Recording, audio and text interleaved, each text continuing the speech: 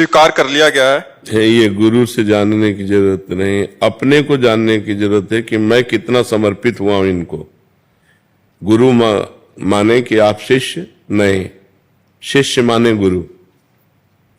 द्रोणाचार्य जी ने एकलव्य को हटा दिया था, हम तुम्हें शिष्य नहीं मानते, क्योंकि हम राजकुमारों के राजगुरु हैं, और उसने एक दृष्टि में गुरु बना लिया। दृष्टि मात्र से मेरे गुरुदेव द्रोणाचार्य चला गया और एकांत में मिट्टी की वैसे ही भावनात्मक मूर्ति बनाई और रोज प्रणाम करके प्रत्यंचा चढ़ाता और गुरु द्रोणाचार्य जी का स्मरण करता। इतना बड़ा धनुर्धर बना कि अर्जुन को जो सिखाया था वो भी पीछे थे, वो आगे था। सर्वश्रेष्ठ धनुर्धर विश्व का एकलव्य। तब अर्जुन ने जब देखा उसका हस्त लाघव कि कुत्ता भूखा, इतने में पूरा मुंह बाणों से भर दिया। कहा हमें आशीर्वाद दिया है हमारे गुरु ने कि तुम विश्व के सर्वश्रेष्ठ धनुर्धर हो, और मैं आज निर्णय करता हूं कि मैं तुम्हारे सामने कुछ नहीं हूं। तुम किसके शिष्य हो?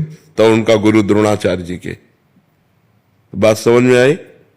द्रोणाचार्य जी ने हटा दिया था कि हम राजगुरु हैं, क्षत्रिय राजकुमारों के। तो शिष्य के माने गुरु, ना कि गुरु के माने शिष्य। आप कितने % समर्पित हैं ये आपका हृदय जानता है। हम बिल्कुल आपको तिरस्कार करेंगे और आप मानते हैं कि आप मेरे परब्रह्म परमात्मा हैं, आपका कल्याण हो जाएगा।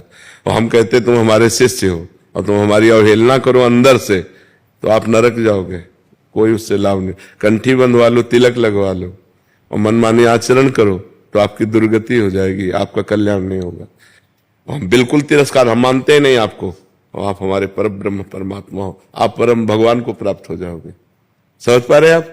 जो शास्त्रीय बात है वो ये बात है। महाराज जी, मैंने पिछले कार्तिक में मैंने आपसे पूछा था कि मैं सख्य भाव में भगवान को प्रेम करता हूँ, तो फिर आपने पुष्टि मार्ग के बारे में बताया था। लेकिन मैंने कहा था कि मैं आप ही को सब कुछ मानता हूँ, आप ही से सब कुछ लेना देना है। फिर तब आपने कहा था कि आप हमको आंतरिक से गुरु मानो, फिर आगे बढ़ो। तो वही मैं जानना चाहता था कि इसी मार्ग में अंदर से मान के आप। देखो, अगर आप भजन शुरू करो, भगवान आपके भाव को जानते हैं। आप अगर उनसे सखा भाव रखोगे, मित्र भाव रखोगे, पुत्र भाव रखोगे, जो भाव रखोगे वो आपको अनुभव करा देंगे। नाम जप करो, पहले दाम इकट्ठा करो, फिर जो चाहो खरीद लो। नाम वो धन है जिससे भगवान को अधीन किया जा सकता है। सुमिर पवन सुत पावन नामू, अपने बस करी राखे रामू। अब जो चाहोगे वैसे ही भगवान आपको दर्शन देंगे।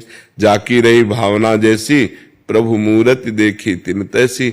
यदि आप भगवान को बाल रूप देखना चाहोगे तो बाल रूप, मित्र रूप मित्र रूप, पिता रूप पिता रूप, स्वामी रूप स्वामी रूप, जो चाहो जैसे चाहो, तो करुणा निधान है, वो सब विधान बना देंगे।